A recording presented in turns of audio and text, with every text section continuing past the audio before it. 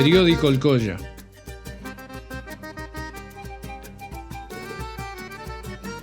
Aylin Pacarín, Aylin Puchau, Aylin Zucca, Aylin Chisi, Aymanal Yakasanki.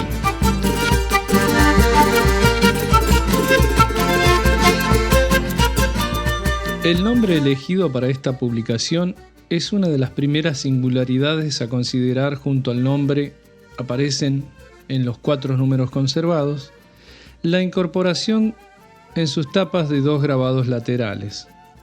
Estos dibujos representan una icónica imagen del pueblo Colla. En su margen izquierdo, un cholo con su bastón de pastor, su poncho de rabón al hombro, sus abarcas como calzado y su sombrero característico. Y en su margen derecho, una chola, con su hijo en las espaldas, envuelto en un aguayo y su tradicional pollera. Este gesto involucraba una particular interpelación a la población local, hecho que no se destacaba notablemente en relación al resto de las publicaciones libertarias, sino también dentro de la izquierda en general.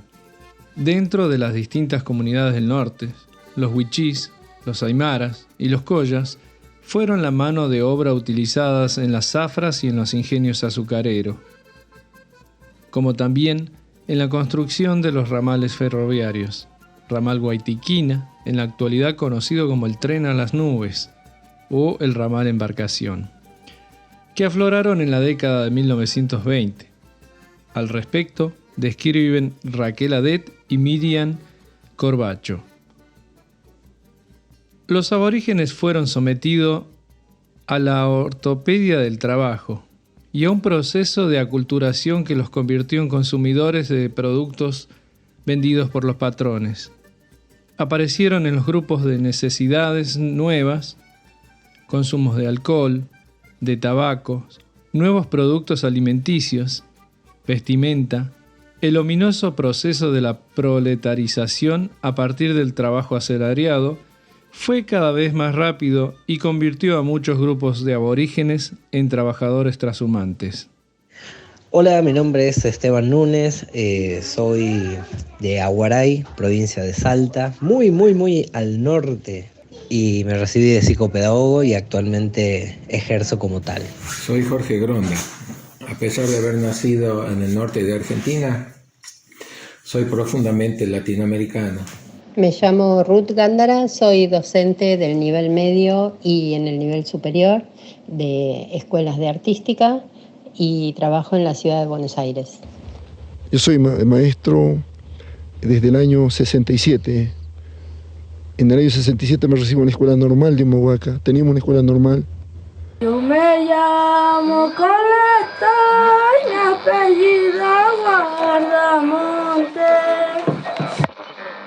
FM de la nube 89.9, la primera radio. Esta es la única y la primera radio FM que existe en todo lo que es la Quebrada del Toro. Y bueno, acá los chicos, o sea, el hecho de que son tímidos tiene mucho que ver porque ellos están muy lejos, viven muy lejos y muy solos.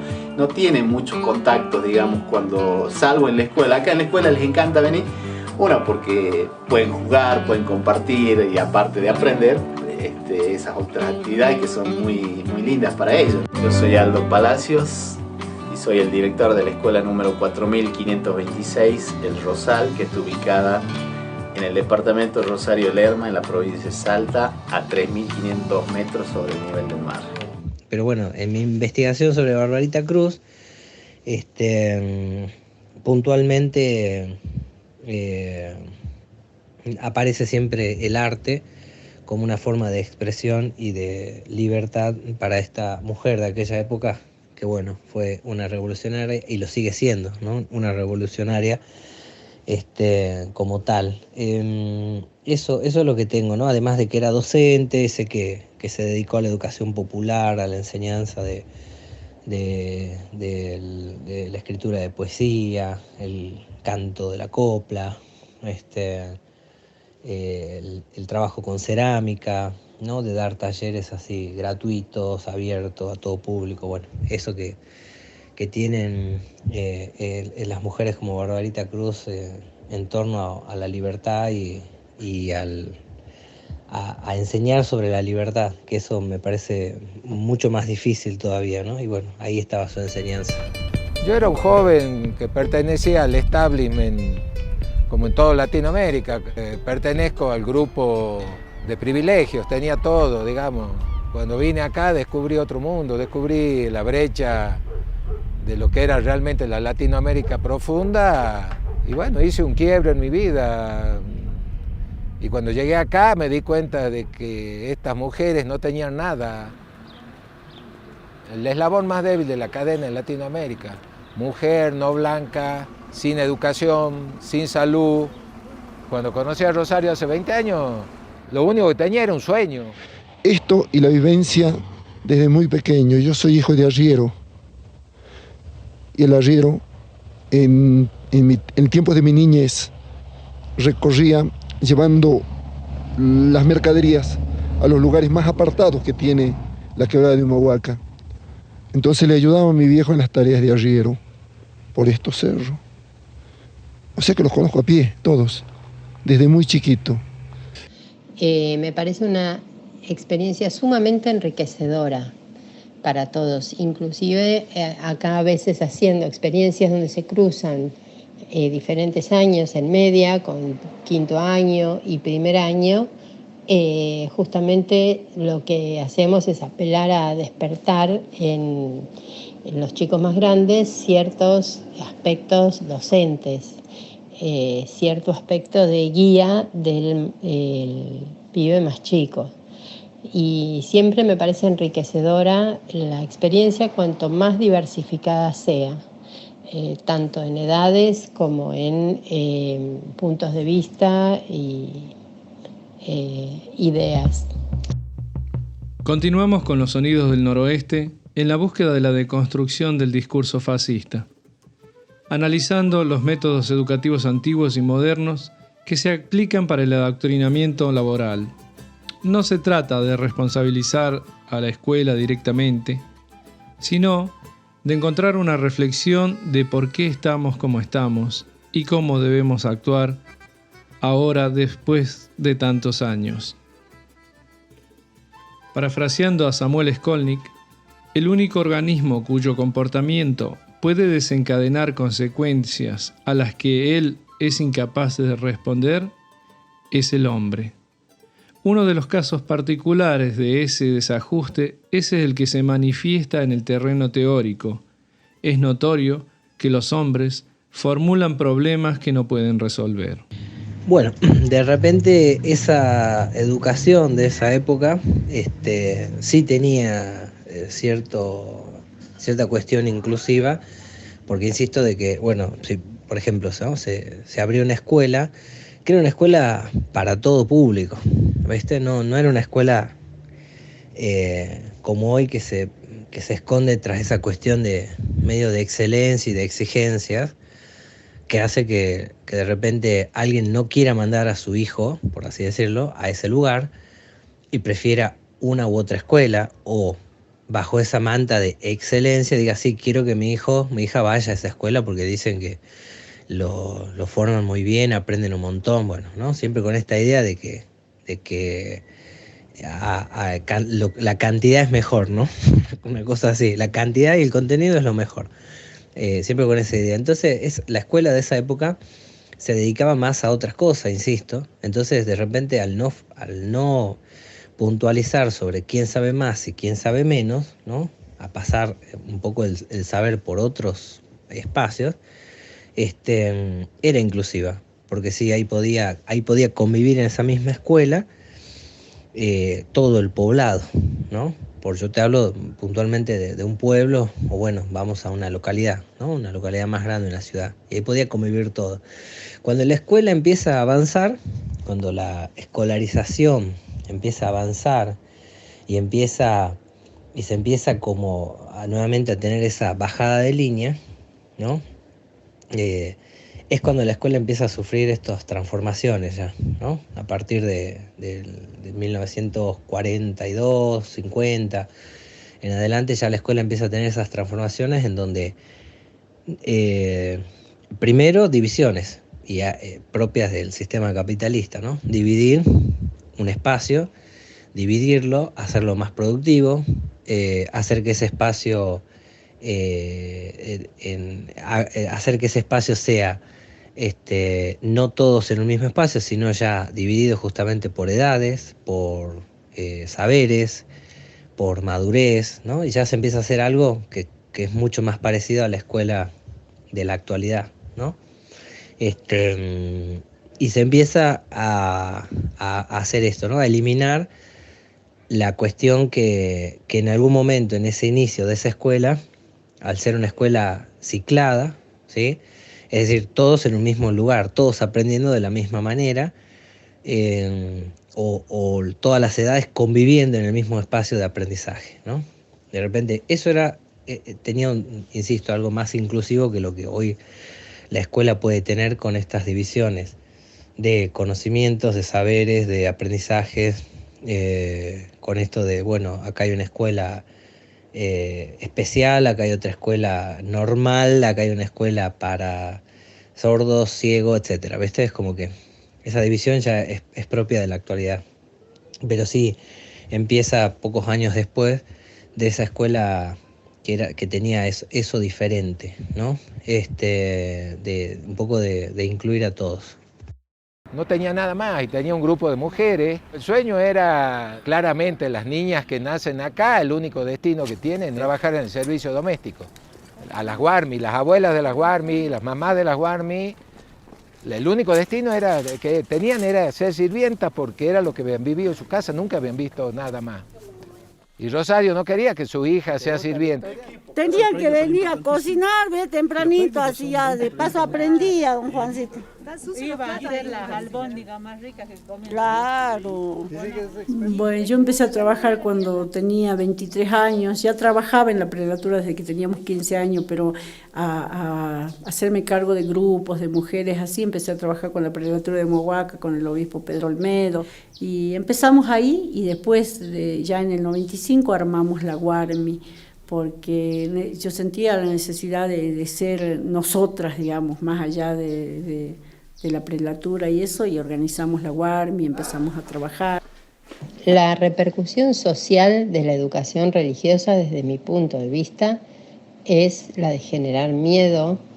Los chicos terminan por esconder situaciones que deberían hablarse, provoca culpas en los chicos por cosas que son totalmente naturales.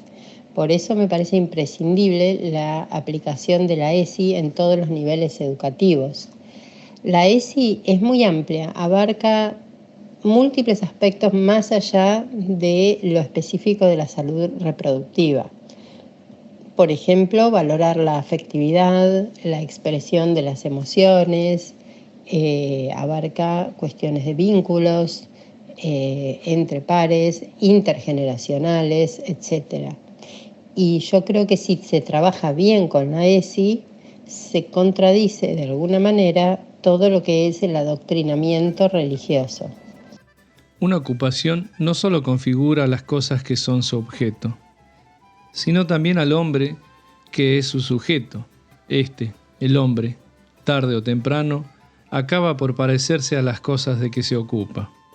Ocuparse de una cosa es atenderla, lo que supone desatender el vasto universo, o lo que es peor, atenderlo según y conforme el objeto primario ha configurado la capacidad de atender.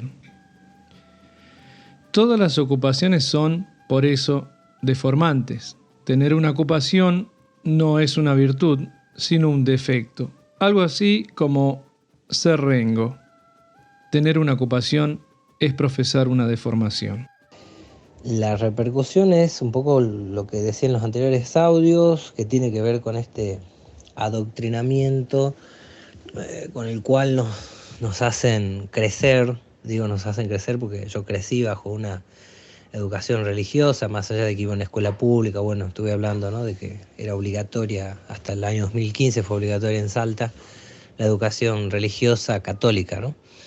Y bueno, en los poblados hay algo que destacar, ¿no? En los poblados así pequeños, como que yo vengo de Aguaray, no hay muchos recursos económicos dando vuelta, más allá de que fue una tierra del oro negro, de ahí del petróleo, y todo lo demás que bueno, fue saqueado, fue bueno, todo esto que se conoce ya por parte de estas multinacionales, como lo fue YPF en su momento, escondido tras el sesgo de estatal, ¿no? Y cuando le dije que era médico y que era lo que hacía, ella me dijo, venga a ayudarme, que nos estamos muriendo del cáncer de cuello uterino y nosotros sabemos que usted sabe curar ese cáncer. Para mí ha significado mucho desde el punto de vista didáctico. Debe ser porque soy maestro rural. Es por eso que también existió la necesidad de no solo pulsar los instrumentos de la zona, sino también de escribirle algo al lugareño. Y pude escribir mucho, les aseguro, por necesidad. Porque yo trabajaba en una escuela nacional y mis reglamentos venían de Buenos Aires. Y los libros venían de Buenos Aires. Y el pequeño, cuando abría el libro, se encontraba con cosas totalmente desconocidas. Y llegaban las fiestas escolares, y el chico leía cosas, poesías, comentarios del chico de las ciudades, pero de él no hablaba nada, ningún libro hablaba de él. Por eso me puse a escribir para cada fecha de las fiestas escolares. Y cuando llegaba el Día de la Madre, una poesía para la mamá, que le diga quién es ella, que entienda con su lenguaje, con sus gestos, con su mímica, con su sufrimiento, con sus trabajos en la zona. Por eso en el Día del Padre lo mismo, o en el Día del Niño también. Y bueno, escribí cientos de poesías regionales. Y hay una que seguramente ustedes lo conocen.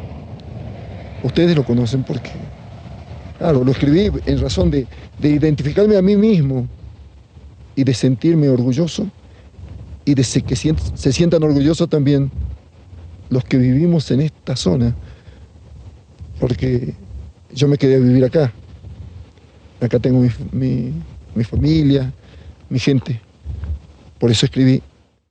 Hay que pensar, por ejemplo, que en las escuelas racionalistas que fundaron los anarquistas en Cuba, en Argentina, en España y en otros lugares, se enseñaban problemas como los siguientes, de matemáticas.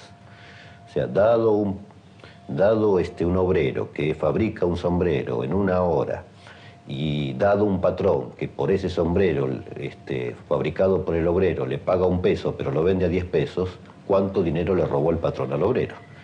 Esos eran los problemas de matemáticas que se enseñaban. En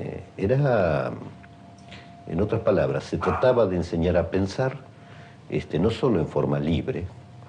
De hecho, la figura del libre pensador es una figura muy importante para el anarquismo, sino también de poner en cuestión las ideas recibidas. Cada persona es una determinada manera de organizar la realidad. Como la realidad no es otra cosa que su organización, hay tantas realidades como personas.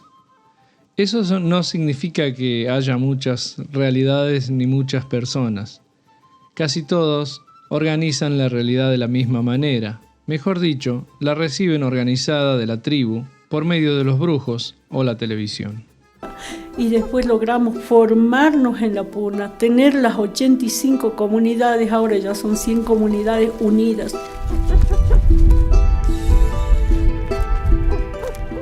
Hemos podido hacer el juicio más importante en nuestra provincia, que es único en la nación argentina, las comunidades aborígenes, cuando recuperamos estos territorios que son nuestros. Eso es lo más grande que hemos logrado. Y hoy tener la universidad, es inmensa la ayuda que tenemos. Y mi sueño más pronto es que los jóvenes se reciban, sean profesionales y lleven a ellos la Guarmi entre todos, digamos. La iglesia ahí llega a esos lugares y cumple como esos papeles fundamentales, ¿viste? Llega a una iglesia y de repente empieza a, no sé, con siempre la iglesia con la canchita de fútbol al costado, ¿no? Entonces es una iglesia que tiene red de arcos de fútbol, la pelota, red de vóley, y ahí empieza a atraer, ¿no?, un poco el público. Hace que las personas le tengan como mucha confianza a la iglesia, tanto al punto de mandarnos de manera obligada al catecismo, a la confirmación, ¿no? No les bastaba por ahí a los adultos que ya tengas educación religiosa en la escuela y que después vayas todos los domingos a misa, que encima te hacían hacer estos cursos. Bueno, en mi caso me dieron a elegir. Y yo, como tal adoctrinado, elegí hacerlo y terminarlo.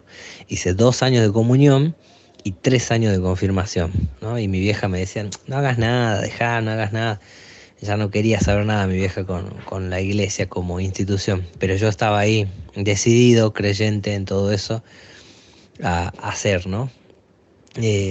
Bueno, esas son las consecuencias de la educación religiosa a una temprana edad, ¿no? Ese adoctrinamiento, esa cuestión que te hacen temer, ¿no? De que un Dios te puede castigar o algo que vos no ves, incluso no sentís, te puede estar castigando, y bajo el nombre de ese Dios te hacen hacer un montón de cosas, tales como los grupos ahí de mi pueblo que hacían de Boy Scout, por ejemplo, y bueno, sucedieron situaciones de abuso, por ejemplo, ¿no? Y bueno, sucedía eso.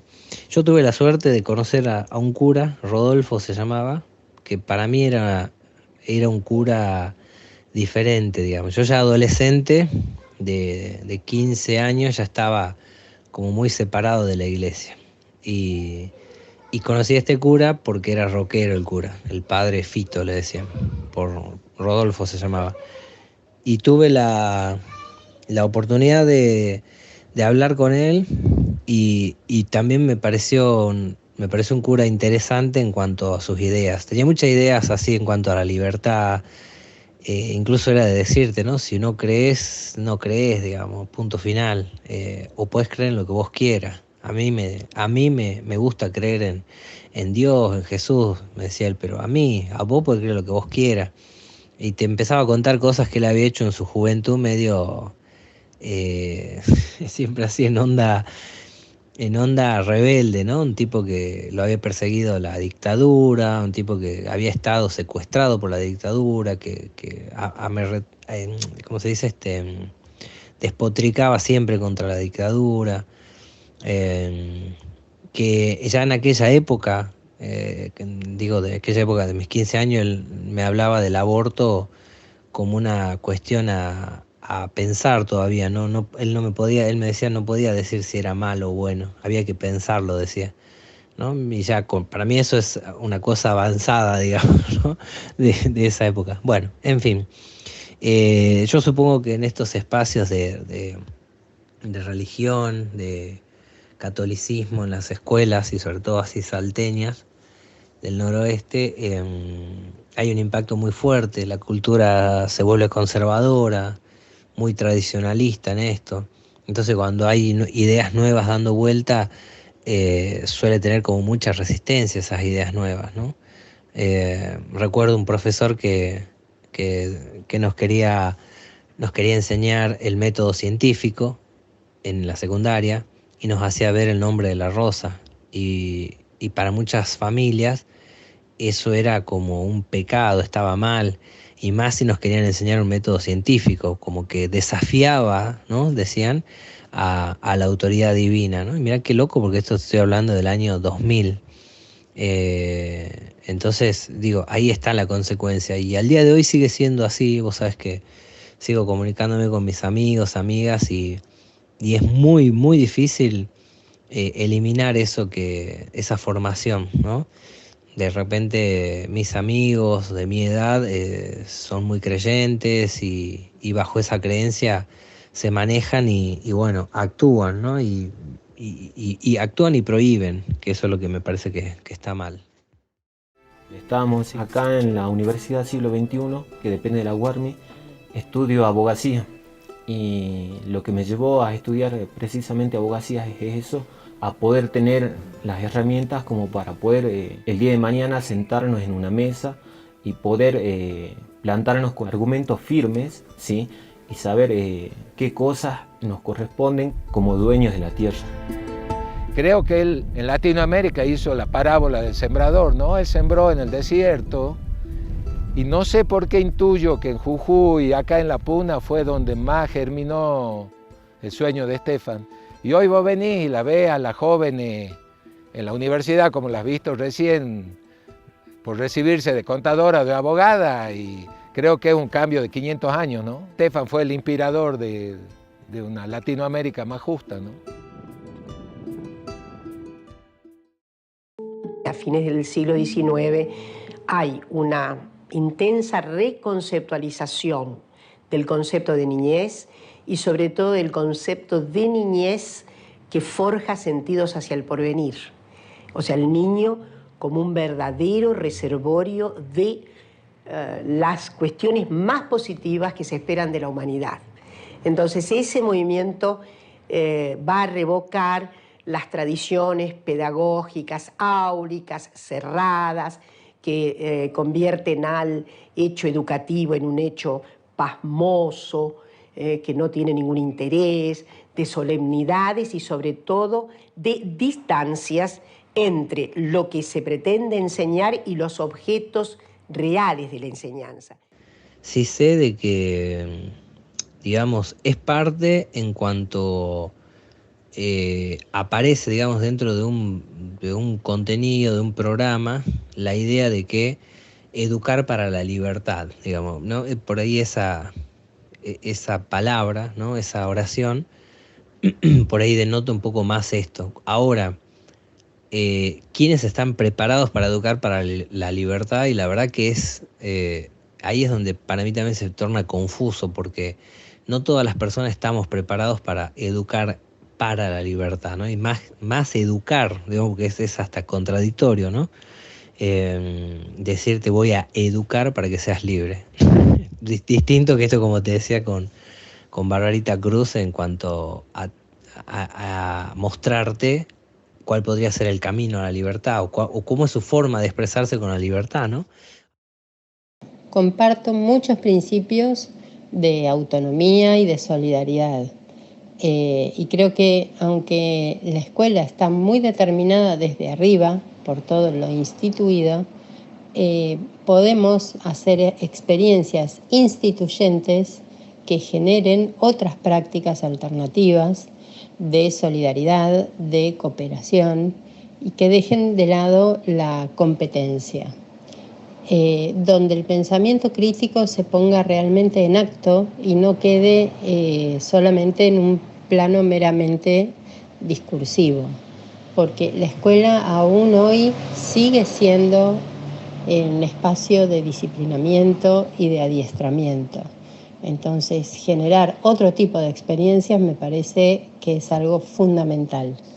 Me parece como una estrategia del Estado capitalista de abaratar costos, ¿no? Porque de repente en mi escuela éramos todos para primer grado, primero A, B, bueno, todos divididos, como siempre lo decía, y simétrico, ¿no? Primero A iban los que sabían, los que no tenían problemas, y en el primero B es como los más rebeldes, los que se habían quedado. Actualmente yo pregunté, ¿viste? Si esto seguía funcionando así en Salta, a docentes conocidos, y me dijeron que sí, es muy muy notorio, y ni hablar si decís turno mañana y turno tarde, ¿no? Turno mañana iba los que teníamos, los que nunca nos habíamos quedado de grado, y de hecho te decían, si te quedás de grado pasás a la tarde, ese era el miedo que te metían, ¿no? Entonces a mí en su momento me parecía como una estrategia, ¿no? Porque de repente estábamos todos divididos ahí en la escuela de mi pueblo, y de repente una escuela rural no tenía esa división, era primero, segundo y tercero juntos, cuarto, quinto y sexto juntos, ¿viste? Y de hecho 5 chicos sentados en un banco a la derecha, 4 a la izquierda, y ahí mismo funcionaba así, el primero, el segundo y el tercero, el cuarto, el quinto y el sexto. Y yo recuerdo haber ido a participar y a observar una vez que estaba en el secundario a estos grados, y Y ahí entendí, digamos, que sí, podría ser una hermosa estrategia del Estado capitalista, pero sin embargo cuando estaba ahí y veía que había 2 docentes a cargo, sentí que bueno, la propuesta era diferente y que sí, un niño en ese momento, a mí me parece que no pasa por una connotación o por algo que sea negativo, ¿no? Por estar así ciclados y no divididos, ¿viste? Porque le da como cierta libertad, ¿no? Al que está en el ciclo de primero, segundo y tercero para aprender a sus propios tiempos, ¿no? Entonces, que estés en primero no quiere decir que sí o sí tenga que pasar por lo que pasábamos nosotros, que estás en primero, tenés que saber escribir. Segundo grado, tenés que saber escribir en cursiva, tenés que saber sumar, restar. Tercero, viste, era como que si no pasabas esos estándares, te quedabas de grado, era así. Y de repente en estos cursos así de ese estilo, tenían esa posibilidad, me parece a mí, esa libertad de aprender a sus propios ritmos, ¿no? Y bueno, y las docentes a la vez, en ese lugar que cuando yo fui a ver, tenían un manejo, digamos, del aula que estaba muy bueno porque era la división del aula, digamos, era como que yo le quería encontrar sí o sí la división, porque me decía, acá está primero, segundo y tercero, allá está cuarto, quinto y sexto. Bueno, yo quería encontrar esa división y no la encontraba porque era una sola aula y estaban incluso sentados así en filas distintas y ni siquiera eran filas, estaban mirando de otra manera, se armaban como grupos, no sé, tenía otro estilo, a mí me pareció muy genial. El anarquismo que va a preconizar la libertad, la expresión más auténtica, las calidades fraternales, va a apoyarse en este movimiento preexistente y lo va a profundizar.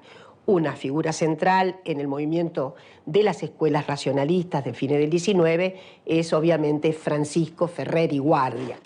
Me parece que agruparse para generar espacios donde se promueva el debate de ideas es una cosa importante.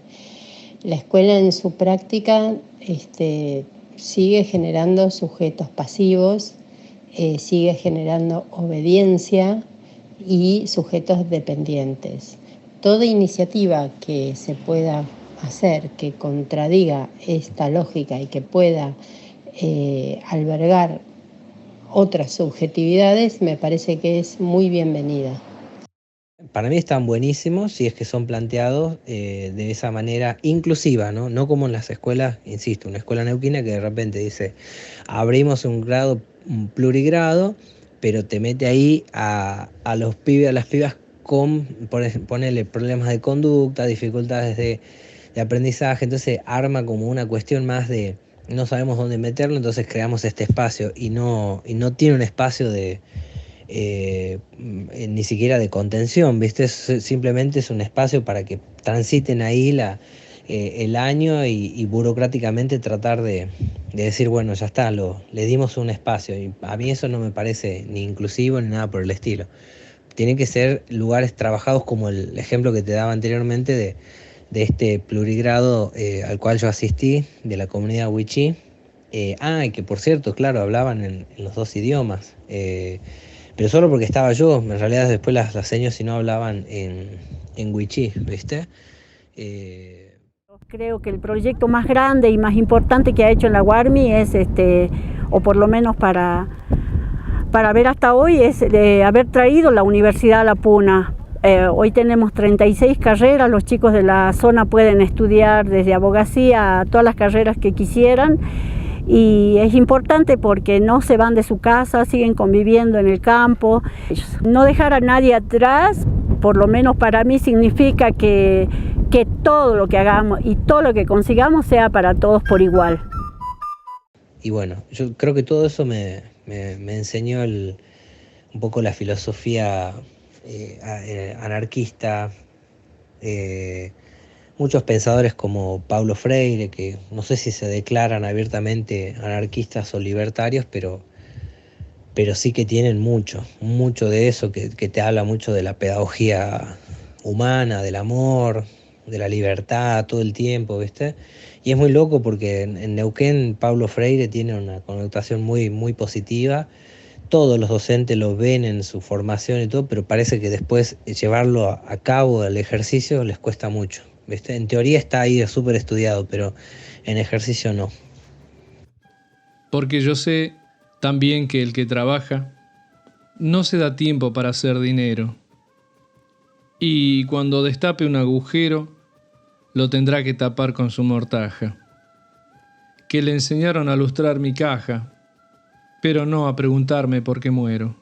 Y que a veces, por hombre y jornalero, con 2 tragos asienta una migaja.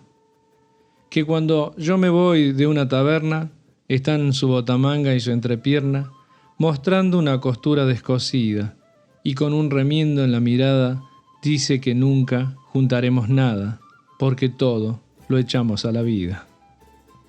Aquí termina otro capítulo más del periódico El Colla. Agradezco la colaboración de Esteban Núñez y Ruth Gándara, estos amigos de esta senda andina. En el próximo capítulo vamos a volver a la simpleza de las historias. Ayer, el poeta Juan Auerma me dijo que deje de repartir latigazos como cochero y que disfrute más la vida, como en los senderos de la libertad. Sacar un tarro del bolsillo del saco para cargar agua del río y cortar unos cuantos poleos silvestres para hacer un té natural. Aprender de ahí, de esos vapores que se vuelan al cielo, la verdadera cátedra de la libertad. Sabio consejo de mi amigo el poeta. Por supuesto que lo voy a tener en cuenta para los próximos capítulos. Vamos a volver a tomar este camino de la poesía y las anécdotas de algunos personajes como Jacobo Regem, Antonio Jutronich, el Cuchi Leguizamón, de todos esos seres eternos que me permiten volver a Salta día a día. Huac, Cuticama, Tincunacama. Hasta luego, hasta un próximo encuentro. Abrazo de Poncho.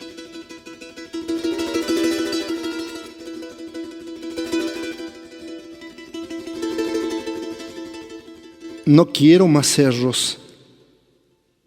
No quiero más cerros, me dijo apenada la dulce maestra, maestra callada. Apenas 2 meses que estoy en el alto y estoy como enferma, yo no quiero nada. No soy de Humahuaca, más bien soy de Salta. No he salido nunca porque no hizo falta, pero los puntajes hicieron que vaya diruya pa' dentro cuesteando las faldas. Dejé mi changuito de apenas 5 años. No como ni duermo por pensar dónde anda. Y allá en Casa Grande, serranías altas, mastico mis penas en noches heladas.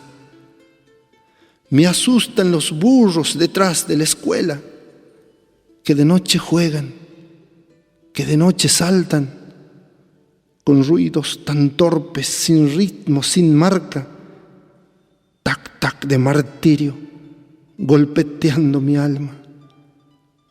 No quiero más cerros, pero amo a mis niños, sus ojillos blancos, negras sus pestañas, mas hablando sola cuando desespero, preguntas que bailan, preguntas que cantan.